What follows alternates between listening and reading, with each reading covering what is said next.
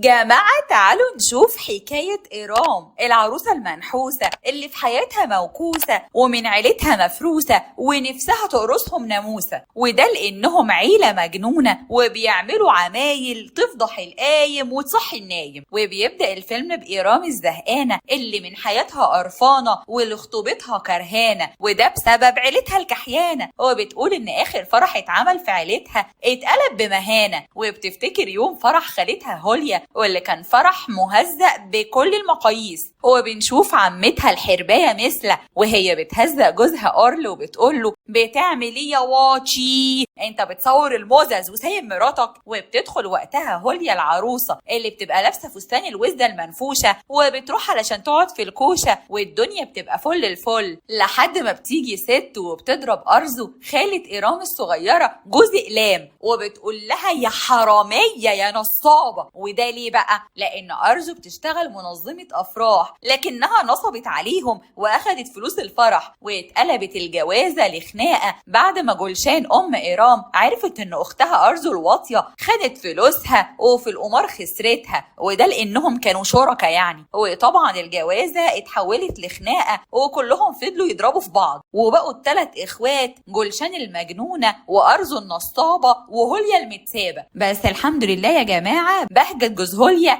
رجع لها تاني عادي جدا، وده بقى السبب اللي مخلي إيرام مش عايزة تعزم عيلتها على الخطوبة، وبتفكر إنها تهرب أساسا من الخطوبة. وبتقول لخطيبها أوزان بصي يا بيبي ما تيجي نهرب ونتجوز في السر، لكن أوزان بيبقى مصمم وبيقول لها أبدا لازم أقابل يور فاميلي. فبتقول له توكس أنت فاكرني من العيلة المالكة؟ ده احنا عيلة واطية وزبالة يا ابني، بلاش ده انت ابوك ظافر بيه رجل أعمال محترم وأمك نيفين هانم دكتورة في الجامعة. فبيقول لها عادي انا عمري ما اتكسفت من اهلك يا حياتي. فبتقول له اذا كان كده عادي يبقى نعدي على مامي وناخدها من السرايا. فبيقول لها والله انا اخترت صح، كنت متاكد من انكم عيله مالكه. فبتقول له لا يا حياتي بطل تهور شويه، انا ماما عايشه في السرايا بس اليلو وان يعني مستشفى المجانين، بس الدكتور قال تخرج عادي. فبيقول لها لا ما دام الدكتور قال عادي يبقى عادي. وفعلا بتدخل إيرام علشان تاخد امها من المستشفى، وساعتها الممرضه بتعمل اختبار روتيني كده علشان تتأكد من ان المريضة بخير وينفع تخرج. وبتسأل جولشان على اسمها، فبتقول لها جولشان انا اسمي هيام زوجة السلطان سليمان. فبتبص لها الممرضة كده اهو باستغراب،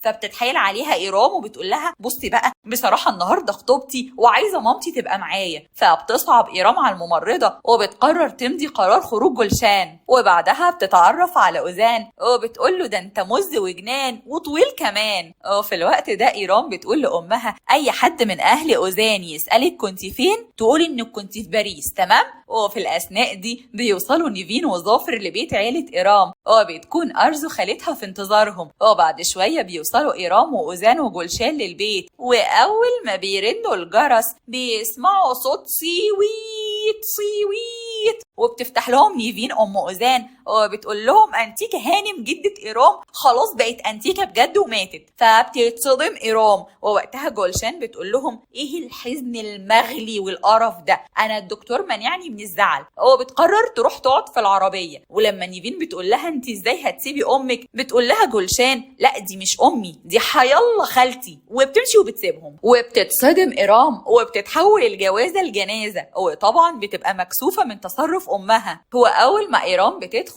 بتفضل تعيط جنب جثة جدتها وبتحضن خالتها أرزو، وبتيجي خالتها هوليا وبتقول لها لا يا حبيبتي ما تزعليش نفسك انت عروسة. وبعدين عمتها سوزان بتفضل تعيط وتقول لها المرحومة ما كانش ليها سيرة غيرك، وآخر حاجة قالتها قبل ما تموت إنها كان نفسها تشوفك. وفجأة بيسمعوا صوت أغاني عالي جاية من بره، ولما بيخرجوا بيتفاجئوا إن جولشان قاعدة بتسمع أغاني عادي جدا، وبتقول لهم الدكتور قال لي إني لازم أفرفش كده وما ازعلش. فأرزو وهوليا بيقولوا لها اطفي الأغاني اطفي الأغاني يخرب بيتك فضحتينا في الشارع كله. ومن الناحية التانية مثل عمة إيرام الحرباية كانت نازلة تهزيق فقره لجوزها، وده لأن العجلة نامت، وبتقول له عارف أنا لو اتأخرت على الخطوبة هعمل فيك إيه. فبيقول لها هتعملي إيه ايه يعني؟ فبتقول له هكسر راسك بطوبه عادي. وفي الوقت ده بهجت بيقول له هوليا وارزو احنا لازم نلحق نغسل تيتا. فبتقول له هوليا ليه؟ ما هي مثلة لسه ما جاتش. فبيقوم بهجت قايل لهم ان البلديه عامله عرض دلوقتي علشان فاتحين شركه خدمات موتى جديده، وبيقول لهم ان اللي هيغسل الميت بتاعه دلوقتي هياخد تلاجة ميتين هديه. وبيقول لهم احنا نروح نغسل انتيكا ونسيبها في التلاجة لحد ما مثلة تيجي، وبالمره نبقى نستفيد بعدين بالتلاجة، ما هو مش هيبقى موت وخراب ديار يا جماعه. ولانهم عيله واطيه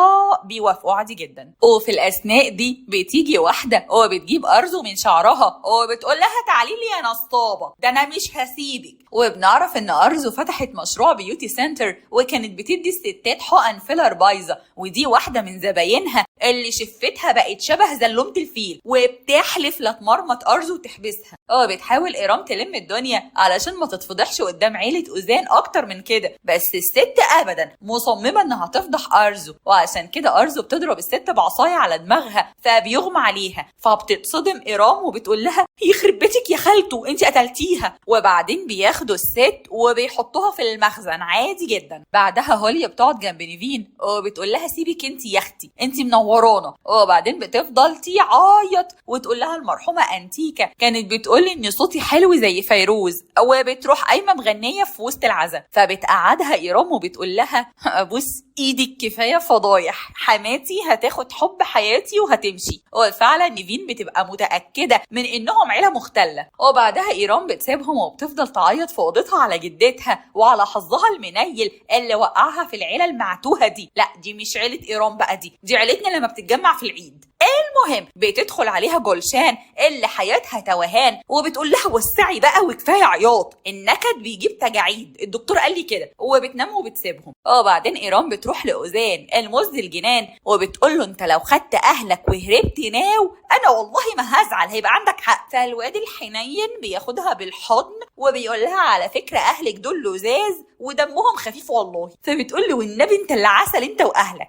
بعد شويه بتوصل التورته وبتقول لهم ارزو انها كانت دافعه حقها ومحل الحلويات رفضوا يرجعوها حتى لما عرفوا ان عندهم حاله وفاه. فبيقول لهم بهجت ما فيش مشكله يا جماعه عادي نوزعها على الناس اللي هتيجي العزا، ولانهم عيله دماغها متكلفه فبيوافقوا عادي جدا. وبعد شويه بتوصل مثلة اللي اول ما بتعرف ان انتيكا ماتت بتفضل تصوت. وبعدها بيوصلوا الفرقه اللي كانت ارزو حجزاهم وبيصمم المغني انه ياخد اجرته كامله. وبتحاول ارزو تشرح له ان في حاله وفاه وان الخطوبه اتلغت، بس الراجل بيفتكر ان ارزو بتضحك عليه. ومن الناحيه التانيه زن بتفضل تقول لمثلة دي انتيكا قبل ما تموت ما كانش ليها سيرة غيرك، وكانت كل شوية تقول فين مثلة انا عايزة اشوفها بس ماتت قبل ما تشوفك. فبتحس مثلة بالذنب وبتفضل تعيط وبتقول ان في حد وشه فقري هو واهله، بس يلا مش هنقول هو مين، وطبعا تقصد اوزان واهله. بعدها بيرجع بهجت للبيت ومعاه جثة انتيكا وبيكون حاططها جوه التلاجة. فبتتصدم مثلة وبتقول لهم بقى يا مفتريين تحطوا خالتي في التلاجة.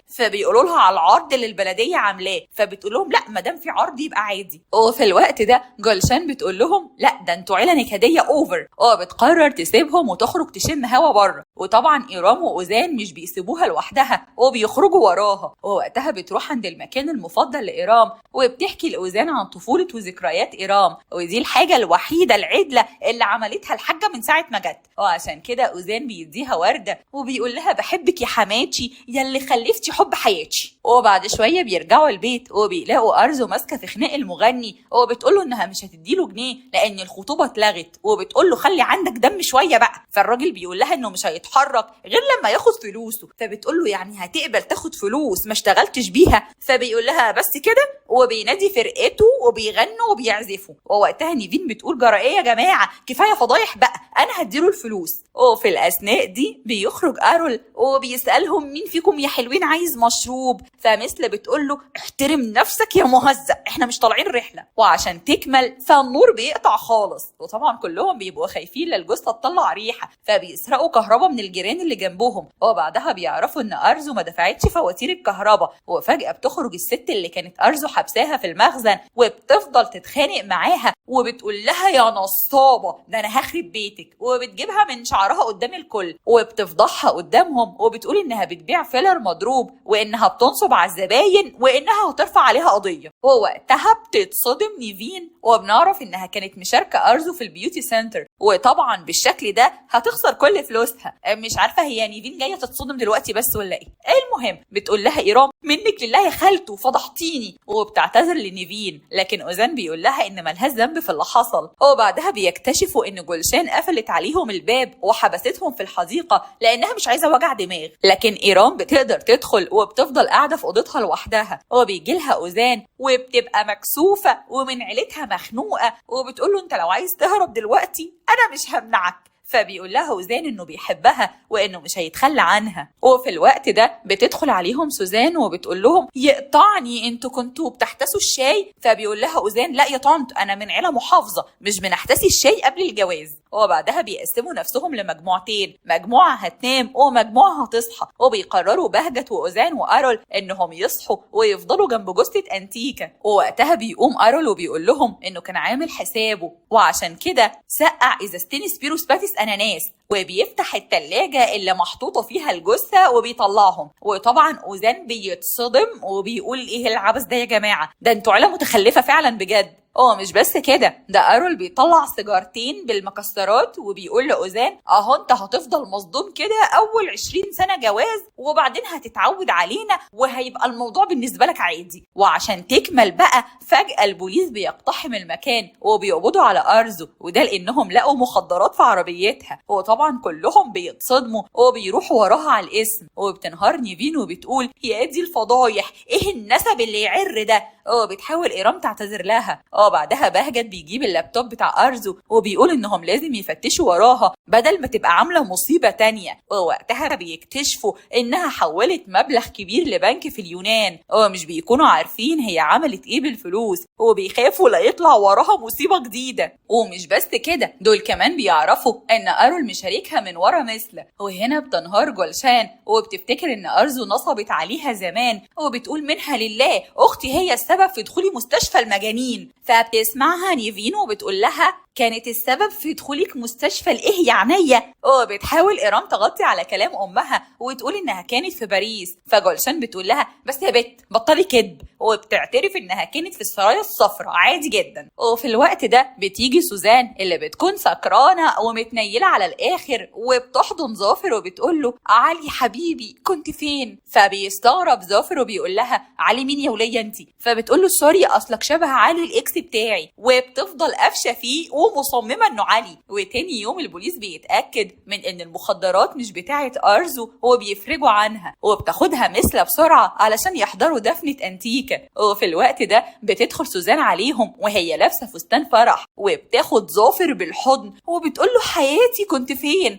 والحقيقه فعلا الله يكون في عونك يا ايرام. وبعدها ايرام بتسمع نيفين وهي بتقول لظافر انها مستحيل تسمح لابنها انه يناسب العيله المجانين دول وانهم عيله واطيه وما يشرفوش. وطبعا ايران بتتضايق وبتعمل نفسها ما سمعتش حاجه، لكن بعدها بتقرر انها ما تكملش مع اوزان. وتاني يوم بتروح مثله تديها خاتم جدتها وبتقول لها ان الخاتم ده متوارث عندهم في العيله وان امها لبسته لها اول ما اتجوزت، وبما انها ما عندهاش ولاد وبتعتبر ايران بنتها فبتديها الخاتم وبتتمنى لها حياه سعيده مع اوزان. لكن ايران بترفض تقبل الخاتم وبتعتذر لمثله، لكن مثله بتقول لها بنت عيب انا عمته، حد يرفض هديه عمته. وبتحضنها وبتصمم تديها الخاتم. وبعد شويه بيسمعوا هوليا وارزو وهم بيتخانقوا وبيعايروا في بعض بحاجات من ايام ثالثه اعدادي وحاجات كده من ايام ما كانوا بيكرشوا على كراشات بعض، حد فاهمني؟ المهم لما مثله بتحاول تتدخل وتهديهم،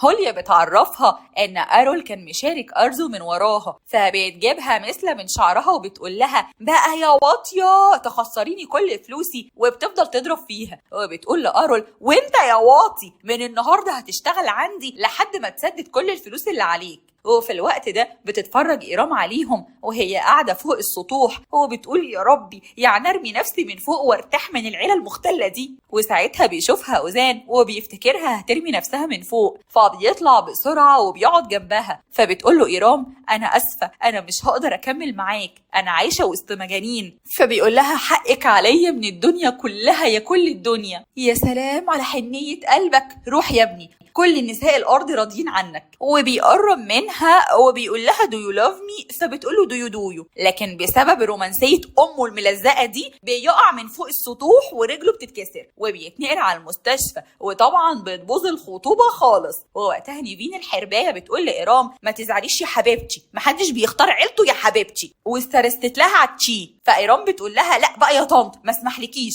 أنا عيلتي عيلة واطية ومجانين، بس أنا بحبهم وهم بيحبوني، ومش فارق معايا إذا كنتوا متقبلينهم ولا لا. وبتقرر تتكلم مع أوزان لوحدهم. ووقتها إيرام بتدي مثل الخاتم بتاعها وبيكون واضح إنها ناوية تنفصل عن أوزان، لكن فجأة أوزان بيقع بالكرسي المتحرك من على السلم وبيتدشمل خالص.